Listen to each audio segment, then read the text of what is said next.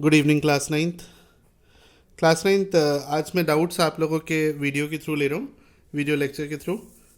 कल के कुछ डाउट्स पेंडिंग थे तो उनको कंटिन्यू कर रहा हूँ, और जो डाउट्स मैं ले रहा हूँ ये आप लोगों के पास ऑलरेडी मैंने व्हाट्सएप कर दिया है, ठीक है ना। तो प्राची और मिष्टी के कल कुछ डाउट्स क्लियर कर दिए थे, आगे कंटिन्यू कर रहा हूँ डाउट्स को। सबसे पहले कृतिका का एक क्वेश्चन है सर्कल का। तो कृतिका, ये क्वेश्चन ज़रा समझो बेटा, और इसमें कोई प्रॉब्लम हो तो मुझे बताना। अच्छा वंशिका, मैंने आपको अभी मैसेज किया था कि आपको उस दिन कौन सा क्वेश्चन था जो आपने मुझसे दोबारा पूछा था। मैंने आपको व्हाट्सएप भी किया है कि वो क्वेश्चन मुझे बता दो। तो मैं सोच रहा था आपको एक बार फिर से वो बहुत अच्छे तरीके से इस लेक्चर के थ्रू आपको बता देता बेटा, पर आपने मुझे रिप्लाई नहीं किया, आपने मैसेज देखा नहीं है। तो प्लीज़ मुझे वो बता दीजिएगा कौन सा क्वेश्चन था। चलिए फ़िलहाल इस क्वेश्चन की बात करते हैं। यहाँ पर एंगल डी पूरा दिया हुआ है 80 डिग्री, एंगल डी पूरा दिया हुआ है 80 डिग्री, और ये दिया हुआ है 52। ये एंगल बी है और ये एंगल सी है। हमें ए बी और सी निकालना है कृतिका।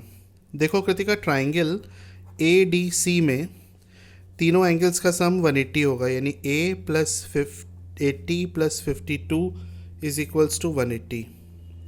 तो A plus 8 plus 5 13 is equals to 180। तो ए की वैल्यू 10 में से 2 गया 8, 7 में से 3 गया 4, तो ए की वैल्यू आ गई 48 डिग्री। ये तो आपने शायद निकाल भी लिया होगा। इसके बाद कृतिका आपको एक चीज़ बताऊं कि ये साइक्लिक क्वाड्रिलेटरल है, ये A B C D cyclic quadrilateral है। साइक्लिक क्वाड्रिलेटरल होता है जो सर्कल के अंदर बनता है, उसे साइक्लिक क्वाड्रिलेटरल कहते हैं।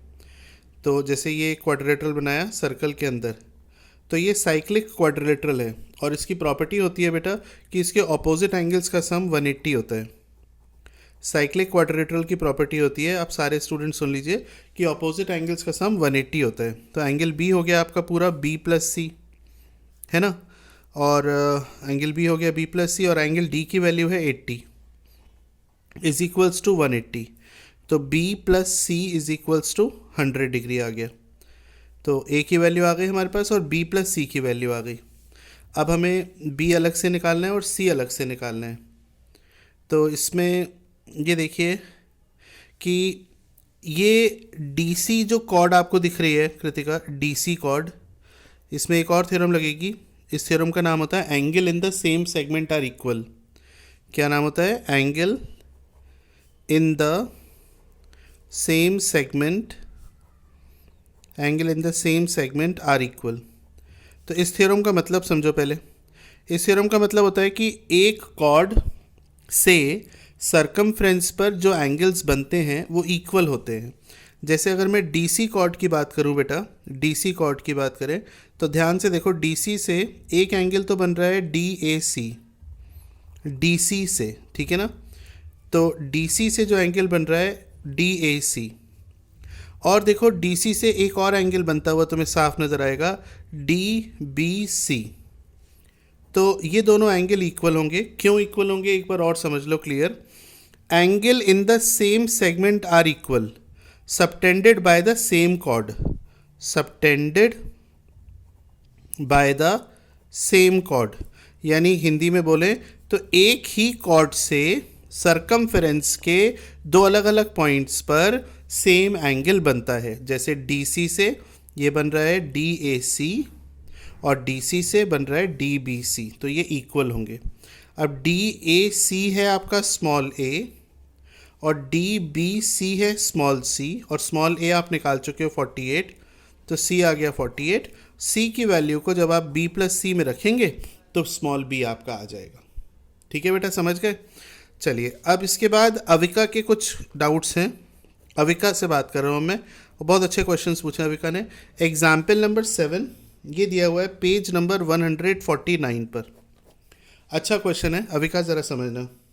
सारे स्टूडेंट्स एक बार क्वेश्चन अच्छे से रीड कर लीजिएगा ताकि समझ में आ जाए। यहाँ पर एक ट्रेपीजियम दिया हुआ है अविका,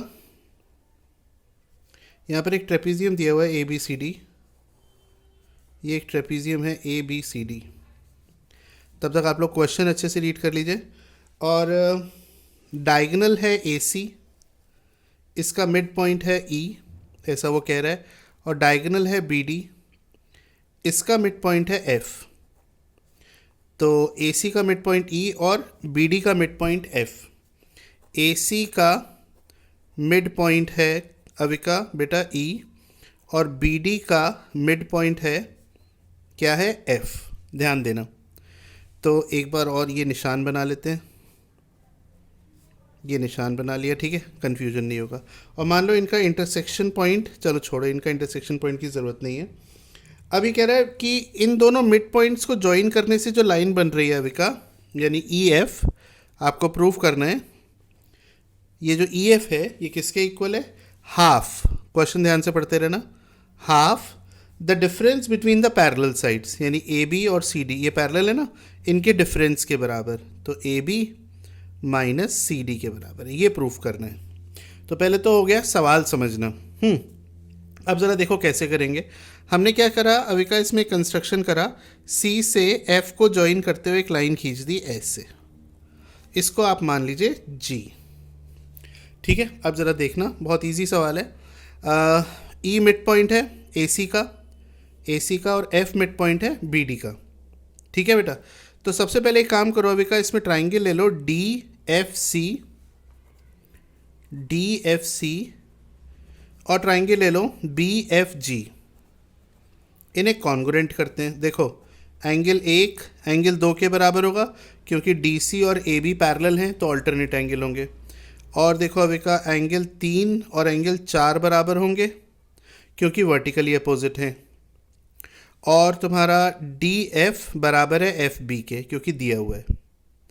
तो एंगल 2 और एंगल 4 डी एफ पे बने हैं, यानी angle side angle A S a property, और एंगल 1 और एंगल 3 ये एफ बी पर बने हैं, यानी ए एस ए प्रॉपर्टी से ये ट्राइंगल कॉन्ग्रुएंट हो गए।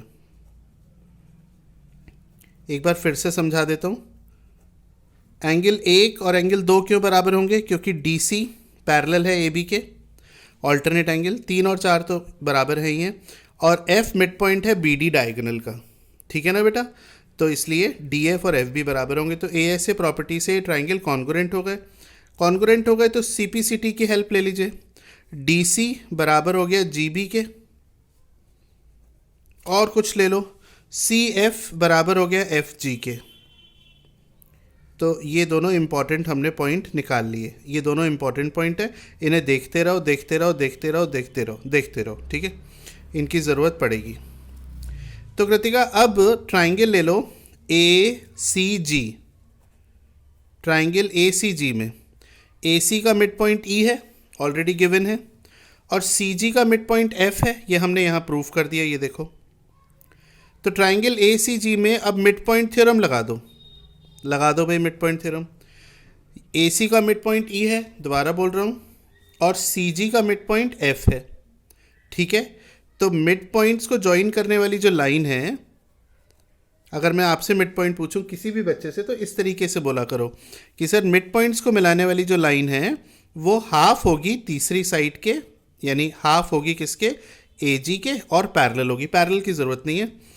तो अब ज़रा देखो, ए जी को क्या मैं ए बी माइनस बी जी लिख सकता हूँ? बिल्कुल लिख सकता हूँ।